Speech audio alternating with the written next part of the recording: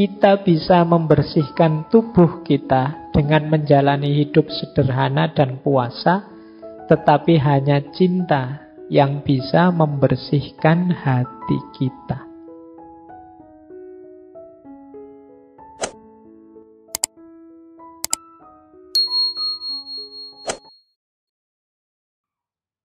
Assalamualaikum warahmatullahi wabarakatuh.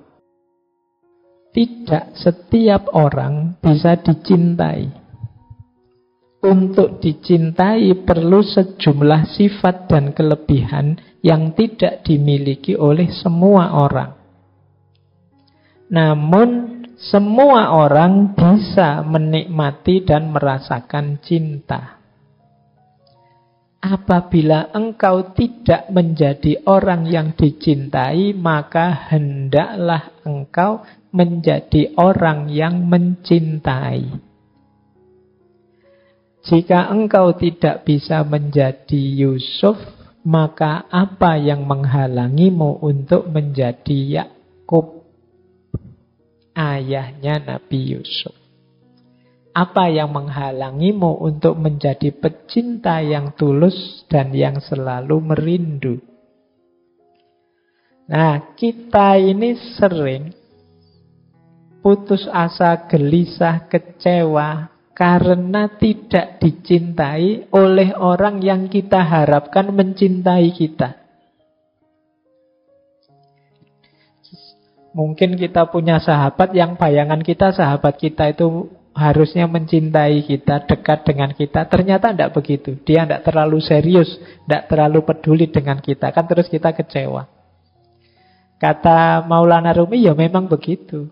Untuk orang dicintai itu perlu syarat yang tidak bisa diperoleh oleh semua orang. Jadi tidak semua orang lovable. Jadi enak untuk dicintai. Banyak yang dilihat wajahnya saja wis wobel. Sudah membosankan. Ini kan banyak yang begitu. Nggak, maka kalian jangan fokus pada kenapa kok saya tidak bisa dicintai. Kalau engkau tidak bisa jadi orang yang dicintai, justru fokuslah pada bagaimana aku jadi orang yang mencintai. Tidak apa-apalah dia tidak mencintaiku, tapi aku mencintainya. Oke, yo, ini kan bisa jadi dalil kan? Kalau teman-teman pas butuh. Jadi, kenapa? Karena dicintai orang itu di luar kuasa kita. Tapi mencintai orang lain itu dalam kontrol kita. Kita tidak akan dihukum, tidak akan dianggap salah, tidak akan dianggap keliru tentang hal-hal yang di luar kuasa kita. Tapi kita akan dimintai pertanggungjawaban dalam hal yang bisa kita kuasai. Mencintai itu kan dalam kuasa kita, tapi kalau dicintai tidak. Kita nembak kok ditolak misalnya, itu kan tidak akan dianggap salah oleh orang. Tapi kalau kita tidak punya hati, harusnya kita mencintai saudara kita, kita tidak mencintai, itu kita yang kena beban salah. Maka fokuslah pada bagaimana mencintai.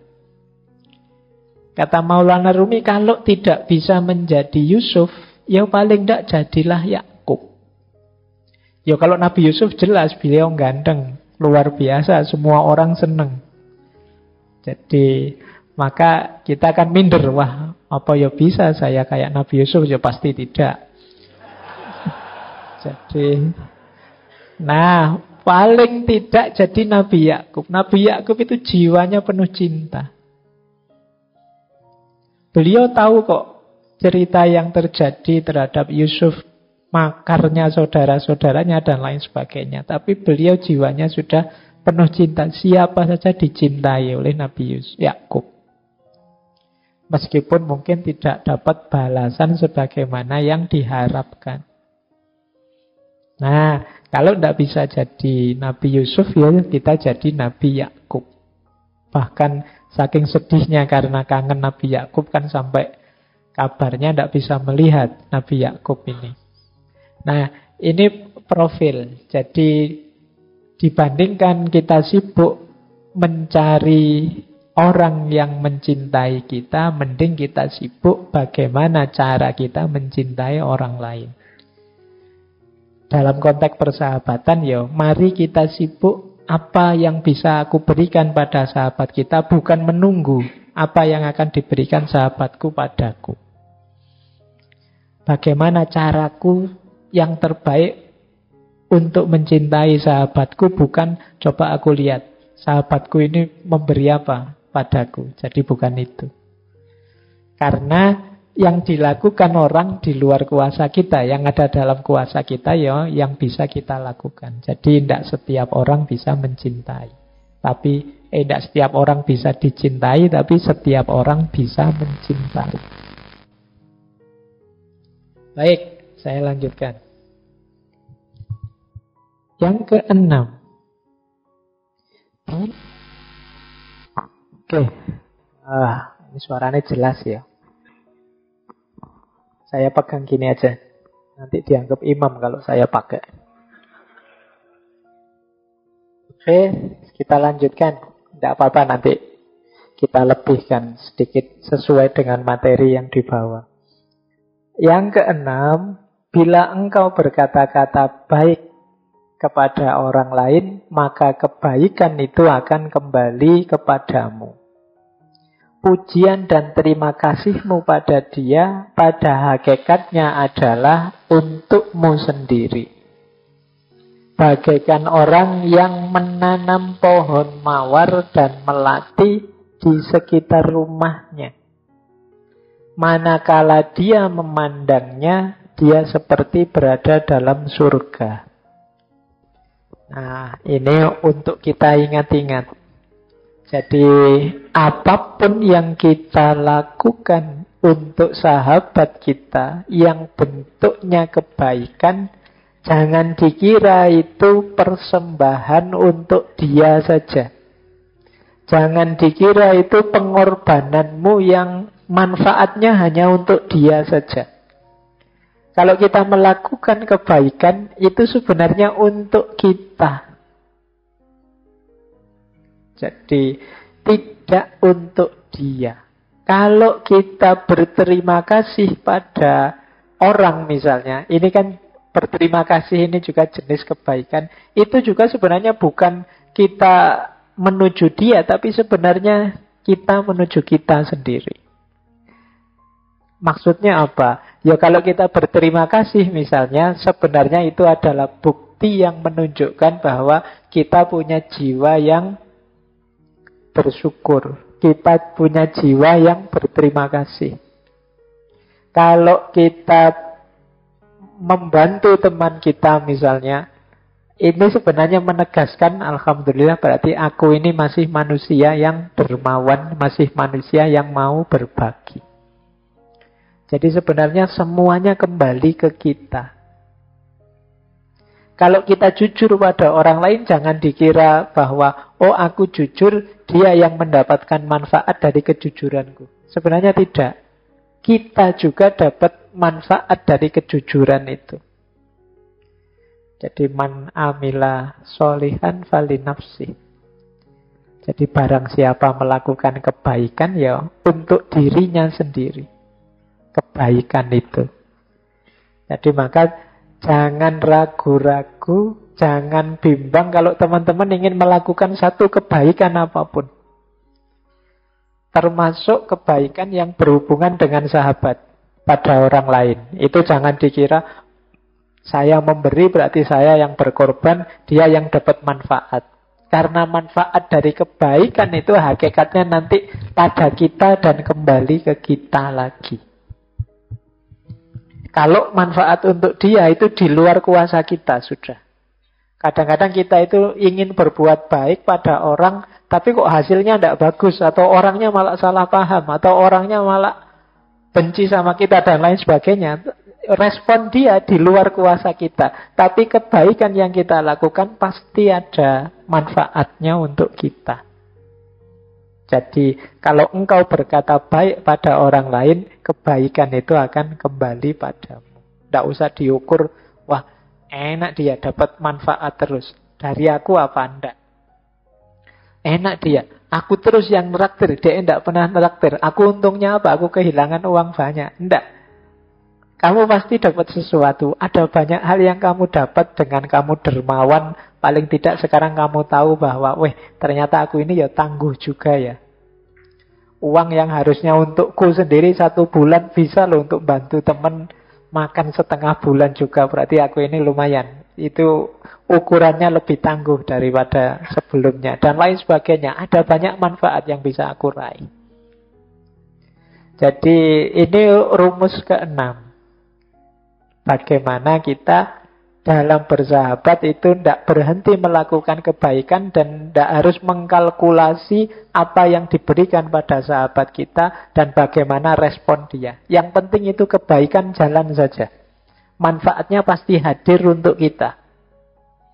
Jadi kita itu sering terlalu jelimet, ngukur sesuatu sehingga bahkan yang harusnya kebaikan itu kita jalankan kemarin-kemarin sampai hari ini belum dijalankan.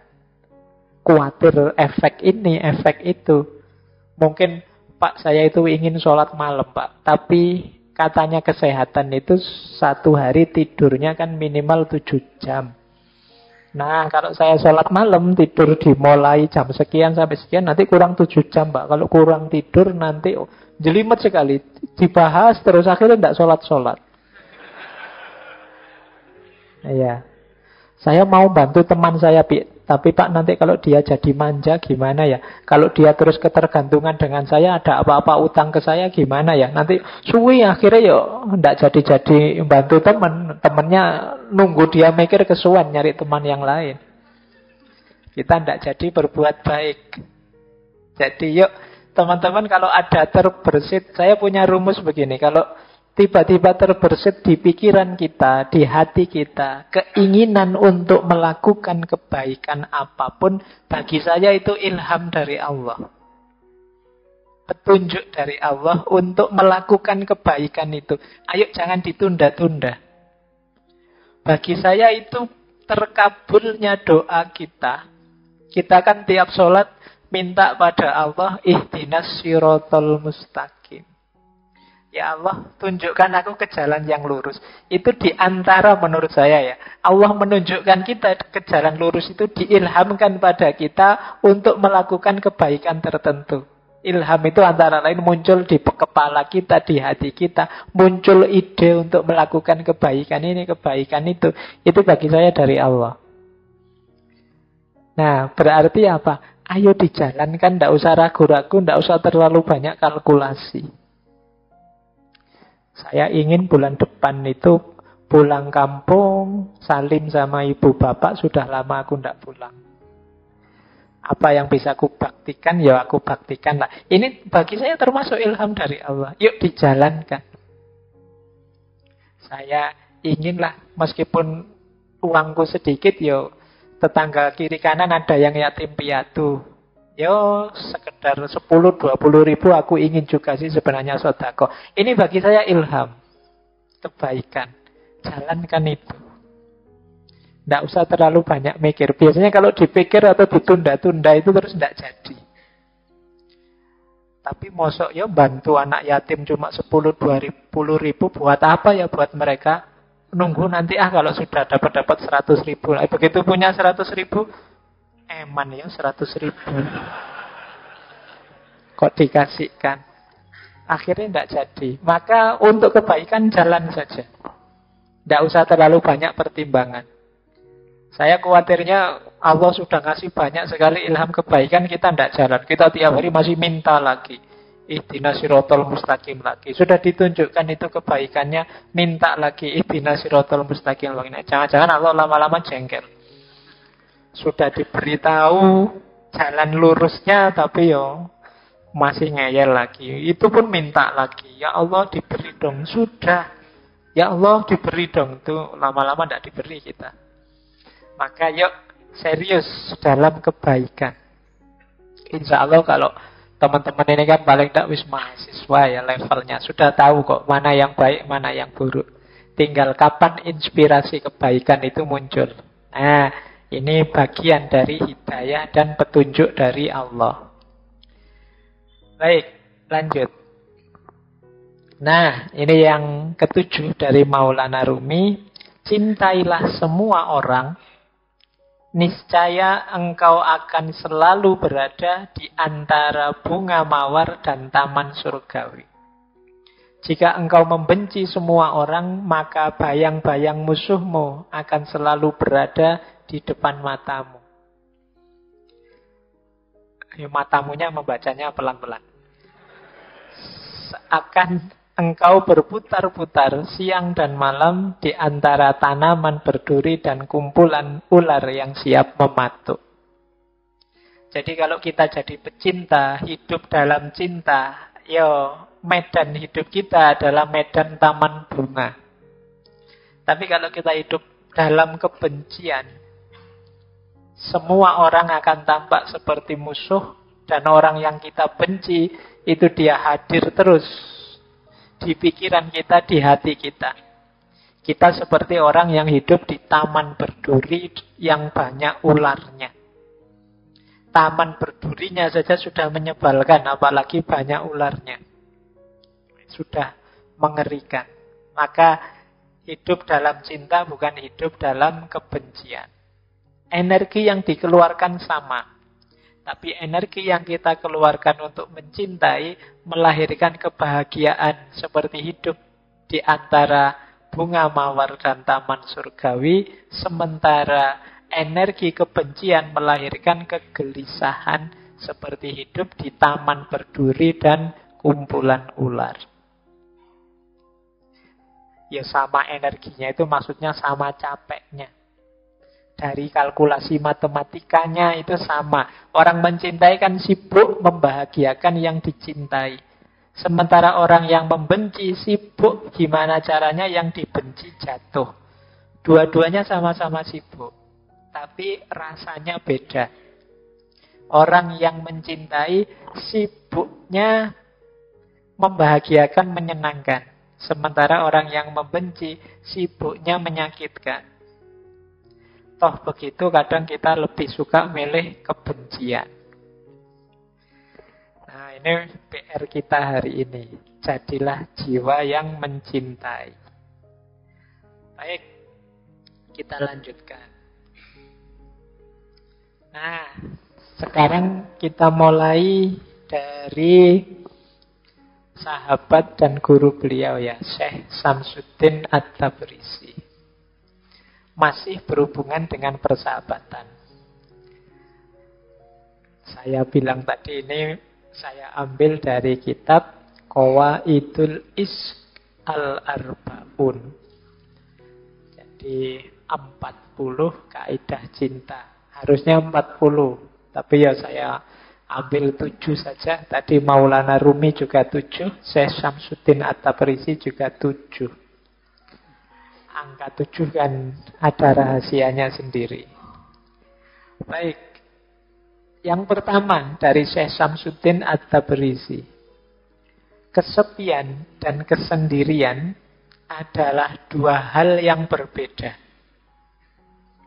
Saat engkau kesepian, jiwamu mudah terperangkap dalam kesesatan. Sementara engkau mengira dirimu sedang berjalan di jalan yang lurus.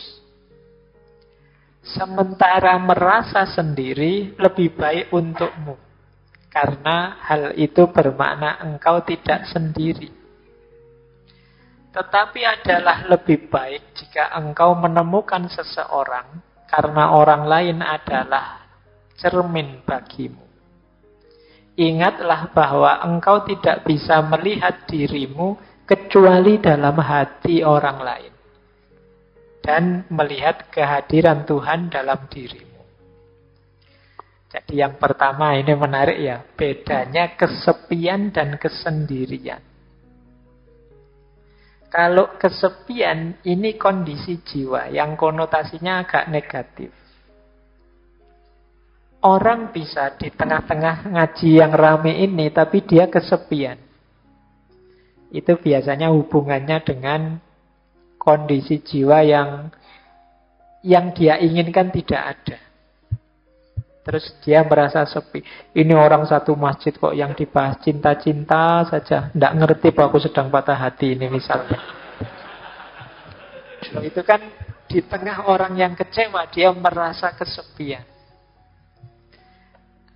Nah, kesepian yang semacam ini, kalau Syekh Samsud Tabriz, ya jiwa kita mudah terperangkap dalam kesesatan. Karena kita merasa tidak punya teman. Akhirnya kan kita, yang lain jelek semua, tidak ngerti aku, terus kita jalan sendiri. Kita merasa lurus, padahal jangan-jangan kita sudah melenceng. Ini untuk para sahabat, kalian harus jeli temanmu ini kesepian atau kesendirian. Kalau kesendirian, konotasinya lebih positif. Kesendirian itu yang orang memang sengaja menjauh untuk kepentingan tertentu. Saya ingin sendiri dulu ya. Itu kesendirian. Saya ingin uzlah dulu, ingin membersihkan diri dulu biar tidak banyak terpengaruh. Itu kesendirian. Banyak nasihat-nasihat yang menyuruh kita, yuk ambil waktu untuk sendiri sebentar. Biar tidak terlalu terpengaruh. Nah, ini kesendirian. Agak beda dengan kesepian. Jadi kalau ada teman, ada sahabat kok ingin sendiri, coba kamu cek dia memang ingin kesendirian atau sedang kesepian. Ini dua hal yang berbeda. Oke ya, kita lanjutkan. Nah, jadi yang pertama ini. Tapi baik kesepian maupun kesendirian, lebih bagus lagi kalau kita ada teman. Karena teman itu cermin. Secakep apapun kita, kalau tidak ada cermin, ya kita tidak tahu. Seganteng apapun kita, kalau tidak ada cermin, ya kita tidak tahu. Nah, fungsi, kalau fisik kan memang cermin kaca, tapi kalau kondisi diri kita, jiwa kita, batin kita, ini kita perlu sahabat. Sahabat kita yang tahu, kamu sudah berlebihan loh. Kamu itu sudah lepas kontrol loh. Kamu kok pemarah gitu ya. Itu kan sahabat kita yang tahu. Kita sendiri mungkin sulit membaca diri kita secara objektif. Tapi teman kita bisa. Dia seperti cermin kita. Jadi ingatlah, engkau tidak bisa melihat dirimu kecuali dalam hati orang lain. Jadi teman kita lebih ngerti tentang diri kita. Pak, saya kan bisa melihat diri kita, diriku sendiri ke dalam. Kalau ke dalam diri, biasanya dalam dunia tasawuf, nanti kita ketemu Tuhan di sana. Rumusnya beda. Tapi untuk mengetahui level kita, tataran kita, kita perlu teman, kita perlu sahabat. Kita tidak bisa ngaku, Pak, saya itu murid yang paling pinter loh, Pak. Saya itu mahasiswa yang paling jago loh, Pak. Katanya siapa? Kata saya sendiri, Pak. Itu kan orang tidak percaya kalau gitu kan. Tapi kalau yang bicara temannya, sahabatnya, sahabat saya itu sabar orangnya, itu kita percaya. Karena pasti dia ngalami berdua. Kalau kita sendiri yang ngomong, saya itu sabar loh, Pak. Benar saya sabar. Kalau Bapak tidak percaya, marah ini saya. Itu. Kita sendiri tidak sadar kalau kita pemarah. Yang tahu sahabat kita. Nah, jadi ini penting. Makanya nanti teman-teman yang mau nikah, kadang tidak harus tanya langsung ke calonnya. Coba tanya ke sahabat-sahabatnya. Biasanya lebih objektif. Mereka lebih tahu. Oh, kalau temanku yang ini anaknya begini, begitu. Kalau langsung ke orangnya, kayak tadi, sering pencitraan. Jadi maka penting kita tahu sahabat kita. Jadi orang itu bisa kesepian, bisa kesendirian, tapi lebih bagus ada teman. Akan lebih kondusif hidupnya. Jangan sendirian. Karena kita ini terbatas. Kita jadi kuat itu karena saling mendukung bersama yang lain. Yang kedua,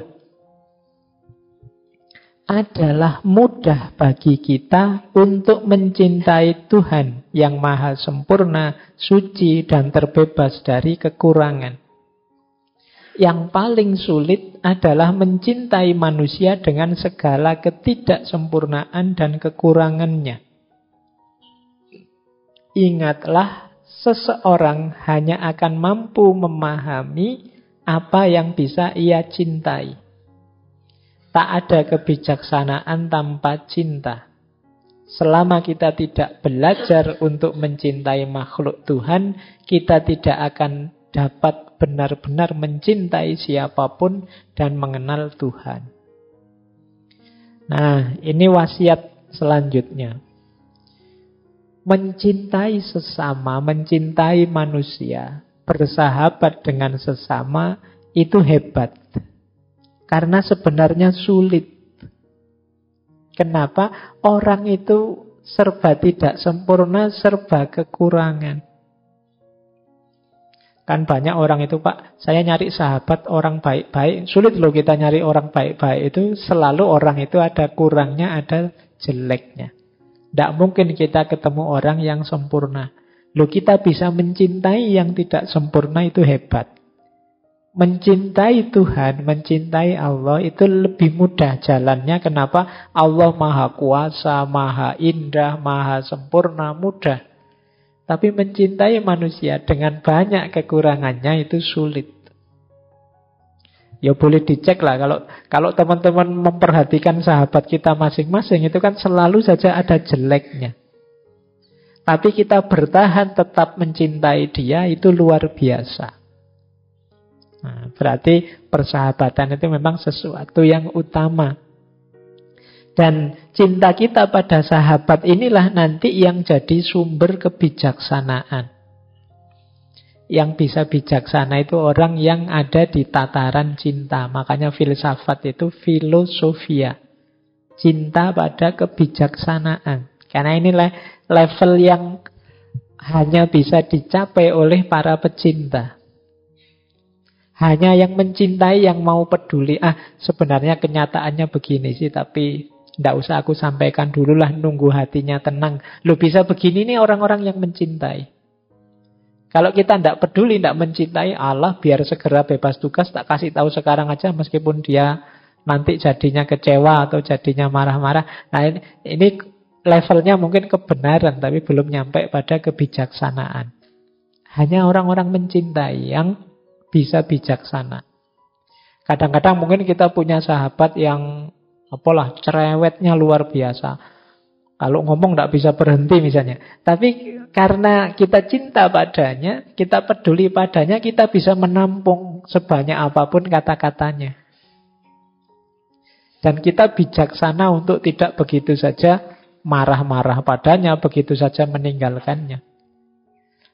Jadi hanya orang yang bijaksana, hanya orang yang mencintai yang bisa bijaksana. Nah, jadi rumusnya tadi ya, mencintai orang lain itu hebat. Kalau kita bisa mencintai, itu alamat kita bisa bijaksana. Rumus selanjutnya, kalau kita bisa mencintai makhluk, berarti akan mudah jalan kita untuk mencintai Tuhan. Omong kosong orang bilang saya cinta Allah saja tapi tidak cinta pada makhluknya. Justru jembatan untuk kita mencintai Allah itu mencintai makhluknya. Bukti bahwa kita mencintai seseorang itu kan mencintai hal-hal yang berhubungan dengan orang ini. Nah, pada Allah juga begitu. Nah, ini wasiat dari Syekh Samsuddin At-Tabrisi. Mari kita mengembangkan cinta pada sesama, pada makhluk. Karena cinta itu nanti akan jadi sumber kebahagiaan dan kebijaksanaan. Dan pada akhirnya akan membawa kita pada cinta kepada Allah. Tidak mungkin orang yang merugikan orang lain, benci orang lain, perilakunya bijaksana dan dia juga sulit untuk dekat pada Allah. Karena orang lain itu adalah makhluknya Allah juga. Baik, yang ketiga. Kotoran yang sesungguhnya ada di dalam diri. Ada kotoran yang tampak dan mudah dibersihkan, tetapi ada satu jenis kotoran yang sulit dibersihkan dengan air bening. itulah kebencian dan fanatisme buta yang melekat dalam jiwa. Kita bisa membersihkan tubuh kita dengan menjalani hidup sederhana dan puasa, tetapi hanya cinta yang bisa membersihkan hati kita.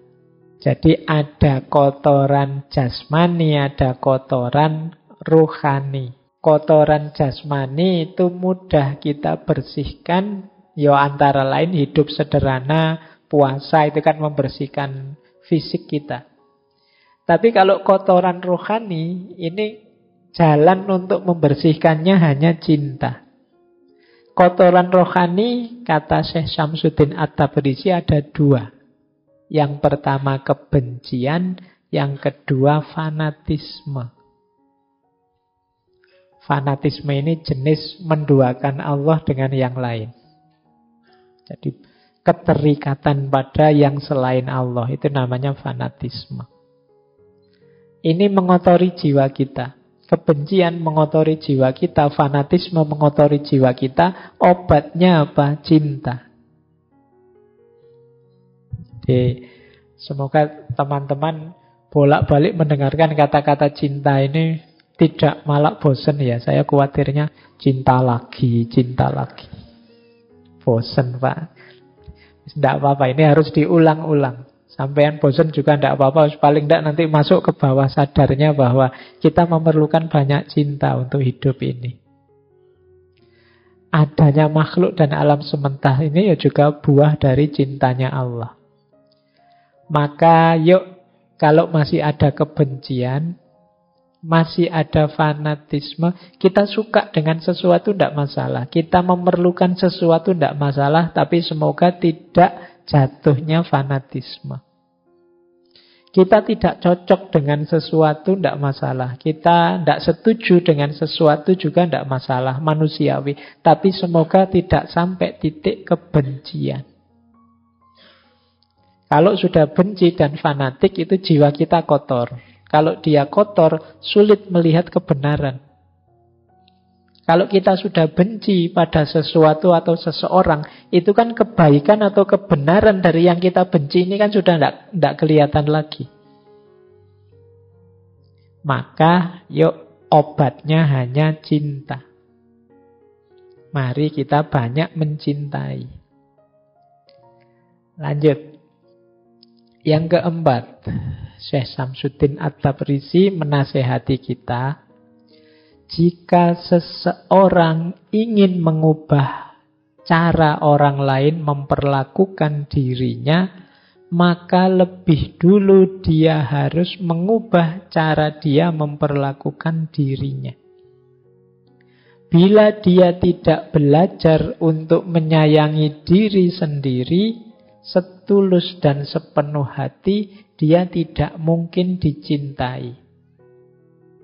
Bila dia telah mencapai tahap ini, berterima kasihlah atas segala duri yang telah ditancapkan orang lain pada dirinya. Itu pertanda dia akan segera dihujani dengan bunga mawar. Bagaimana mungkin seseorang bisa menyalahkan orang lain hanya karena mereka tidak menghormatinya, sedangkan dia sendiri tidak patut dihormati. Nah, ini mirip dengan kemarin-kemarin bahwa bersahabat dan mencintai sesama itu dasar awalnya adalah mencintai diri sendiri. Self-love. Orang yang tidak mencintai dirinya, tidak menghargai dirinya, tidak menghormati dirinya, jangan berharap dihormati, dihargai orang lain. Kalau kita sudah kejam sama diri kita sendiri, orang lain akan melihat, oh berarti aku harus memperlakukan dirinya seperti itu. Kalau kita sukanya ngerokok, kan nanti orang akan nyuguhi kita rokok. Kalau kita sukanya kopi, orang akan menyuguh kita kopi. Jadi orang bersikap sebagaimana kita menyikapi diri kita sendiri. Maka kalau kita ingin mbok orang itu jangan begitu, kalau pas ada saya kok terus disuguhi kopi sama rokok, sekali-sekali disuguhi susu apa-apa. Nah, orang bisa nyuguhi kita susu ketika mereka tahu orang ini kebiasaannya tiap hari minum susu. Berarti apa? Yo ayo ubah kebiasaanmu. Kalau ada orang tidak menghormatimu, coba kamu introspeksi, jangan-jangan memang selama ini aku tidak menghormati diriku. Sehingga orang terus menganggap, oh berarti seperti itu cara memperlakukan diri kita. Nah, berteman, bersahabat juga begitu. Wah, ini sahabatku ini loh, nek ngomong kok nyelekit banget ya di depanku. Kemungkinan mungkin perilaku kita memang mengundang dia untuk nyelekit. Jadi, kok mudah sekali ya maki-maki aku, atau memang kelakuan kita memang makiable. Apa makiable itu? Ya, memang kita layak dipisui. Jadi, karena kelakuan kita layak dipisui, ya akhirnya kita dipisui. Kalau ingin tidak dimaki-maki sama orang lain, ayo kita melakukan sesuatu yang tidak layak, tidak pantas. Kalau orang kayak gini dimaki-maki. Karena sebelumnya kelakuan kita memang gambarannya seperti itu. Jadi rumus persahabatannya ya dimulai dari cara kita memperlakukan diri kita. Nah, Pak, tapi saya sudah baik loh Pak memperlakukan diri kita dengan bagus. Kok ada orang yang memperlakukan diri kita dengan buruk tetap begitu? Tenang saja, bersyukurlah, disitulah latihannya. Dia menancapkan duri, tapi di balik duri yang menancap itu pasti mawarnya ikut. Jadi di situ kita akan dapat banyak pelajaran. Disitulah dimulainya peningkatan kualitas diri kita. Alhamdulillah ada teman yang gampang maki-maki, mudah misuh-misuh. Sekarang mentalku kuat, tangguh. Tidak mudah baper misalnya. Kualitas diri kita meningkat. Meskipun sebelumnya mungkin sakit hati kita. Tapi sekarang tambah tangguh. Jadi di balik duri yang menancap, mawarnya ikut. Jadi rumus pertama berarti kita menghargai diri kita, memperlakukan diri kita secara baik, mencintai diri kita. Insya Allah orang lain melakukan hal yang setara pada kita. Kalau tidak, disitulah saatnya kita akan naik kelas. Kualitas diri kita meningkat dari ujian yang diberikan oleh sahabat kita tadi. Dari duri yang menancap, bunganya ikut mekar. Yang kelima, kita semua diciptakan menurut citranya. Dan pada saat yang sama, masing-masing kita diciptakan berbeda dan unik. Tidak ada orang yang sama. Tidak ada dua hati yang sama. Jika Tuhan ingin semua orang sama, maka Dia sudah akan menciptakannya demikian.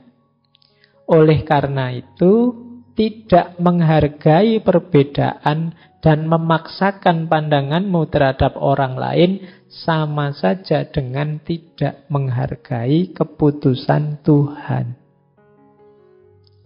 Jadi ini hubungannya dengan kebencian tadi. Kalau kita tidak mampu mengedepankan cinta, mampunya benci membenci, kalau dipikir mendalam, hakikatnya kita sedang tidak meridhoi ketetapannya Allah. Kita tidak rela dengan keputusannya Tuhan. Jadi, wong kita itu hakikatnya semua ciptaan Tuhan. Lah kok beda-beda? Berarti Tuhan menginginkannya demikian. Kuasanya Allah, tidak ada orang itu yang sama persis apa-apanya. Bahkan yang kembar sekalipun ada bedanya. Nah, itu kuasanya Allah. Nah, sementara orang yang membenci itu ingin agar yang dibenci itu mbok jangan begitu. Mbok seperti aku saja. Ingin semua orang sama. Dia tidak sadar bahwa, loh, keputusannya Allah begitu memang. Ada beda-beda. Maka dalam persahabatan, persahabatan itu bukan membangun persamaan, tapi membangun kebersamaan. Beda-beda tidak apa-apa. Dengan beda-beda itu kita saling mendukung, saling menguatkan. Jadi ini rumus persahabatan selanjutnya.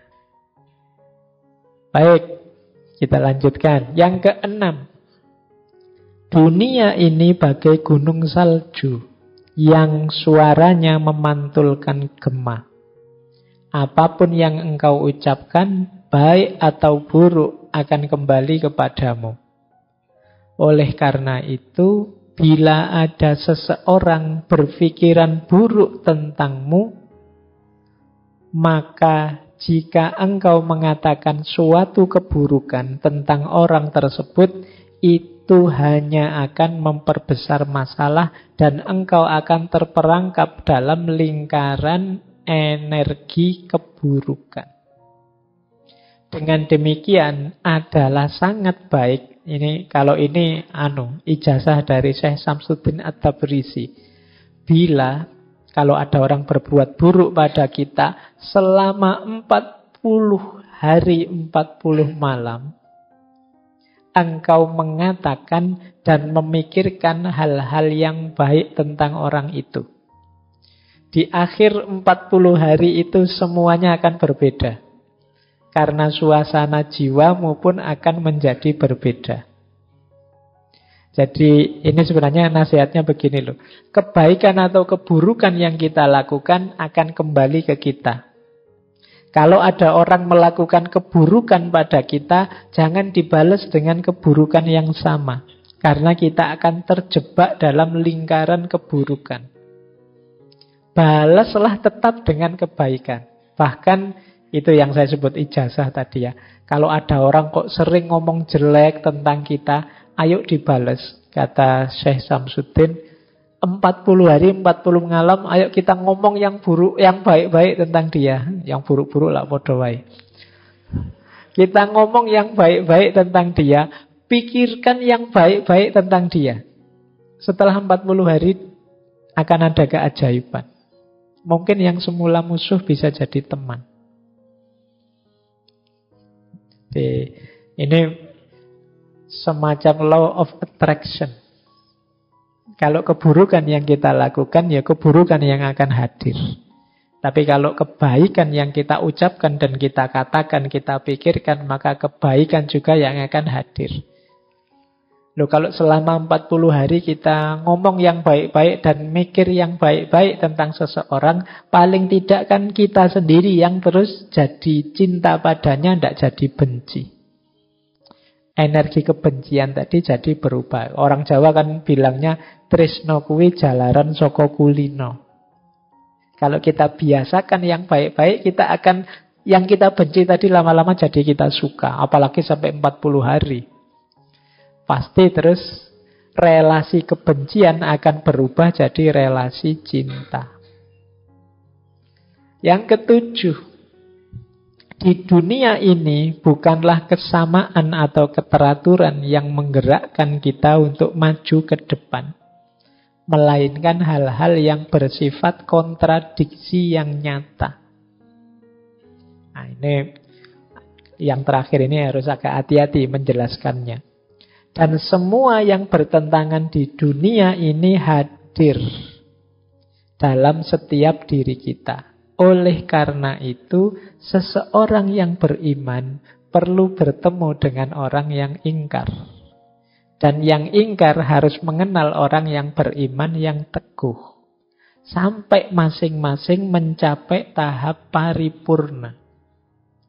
Keimanan merupakan proses bertahap yang memerlukan lawannya, yaitu kekufuran atau ketidakpercayaan. Ini kalau di filsafat namanya dialektika.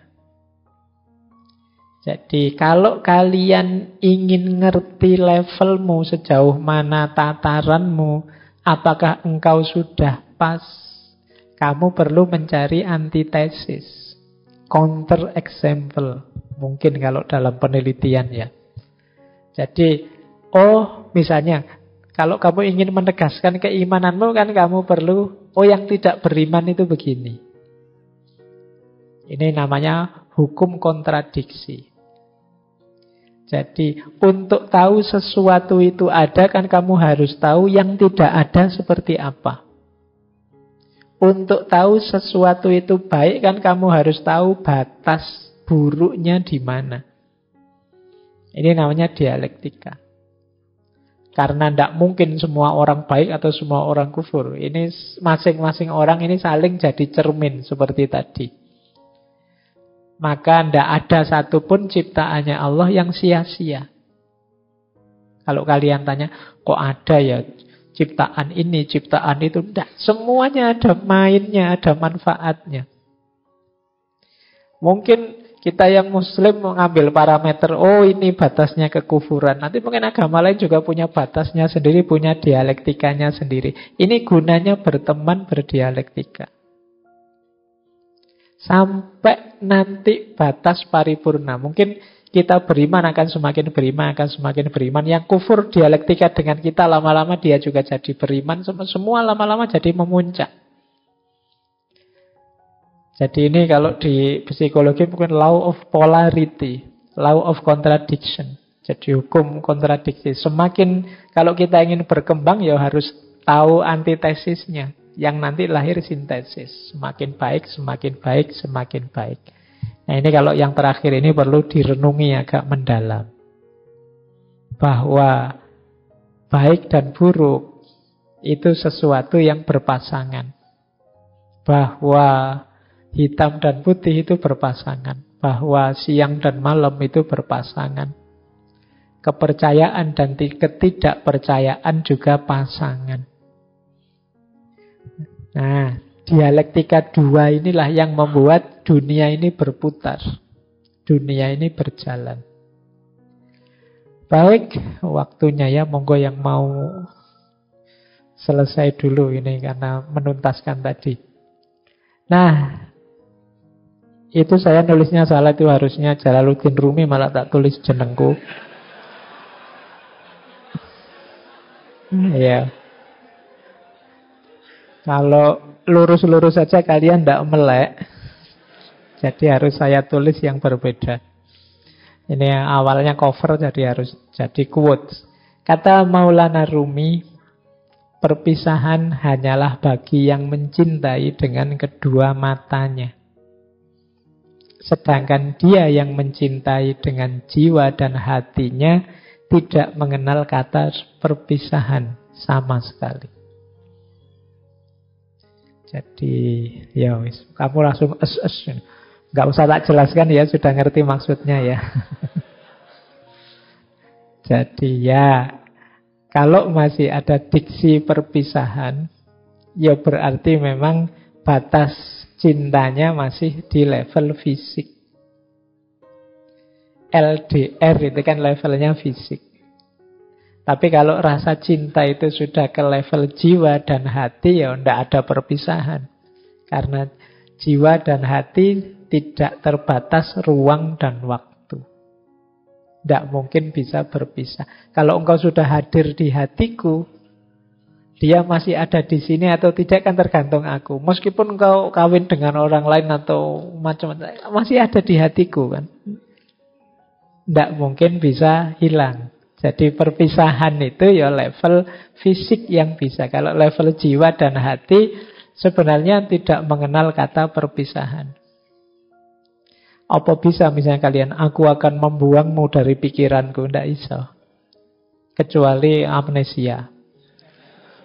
Ya tetap akan ingat. Tidak mungkin tidak. Oh kita masih waras. Maka kata Rumi, tidaklah. Orang-orang yang saling mencintai, para sahabat yang saling mencintai itu tidak mungkin berpisah. Karena kalau tatarannya persahabatan itu mesti nyambungnya sudah jiwa dan hati. Tidak sekedar fisik. Baik, terakhir. Ada satu puisi yang saya suka. Ini mungkin tidak terlalu relate dengan persahabatan, tapi menurut saya penting. Menjadi manusia itu seperti rumah singgah. Setiap pagi ada yang hadir. Bahagia, kecewa, pahit, pikiran sesaat. Yang datang sebagai tetamu yang tidak diundang. Ucapkanlah selamat datang. Sambutlah semuanya. Meskipun jika mereka adalah sekumpulan duka yang menghempaskan rumahmu seisinya. Mereka bisa membersihkanmu menjadi ketercerahan yang baru. Urusi setiap tamu dengan hormat. Pikiran gelap, aib, jahat, terima mereka di ambang pintu sambil tertawa. Suruhlah mereka masuk. Bersyukurlah pada apapun yang datang karena masing-masing dikirimkan dari jauh sebagai penuntun untuk kita. Jadi kita ini, pahamilah diri kita ini seperti rumah singgah. Setiap hari berseliweran tamu-tamu yang masuk. Termasuk tamu yang mengecewakan, tamu yang menyedihkan, yang buruk, yang menyusahkan, dan lain sebagainya. Hargailah semua. Sambutlah semua dengan gembira, karena semuanya adalah penuntun kita, pelajaran bagi kita untuk membuat kita tercerahkan.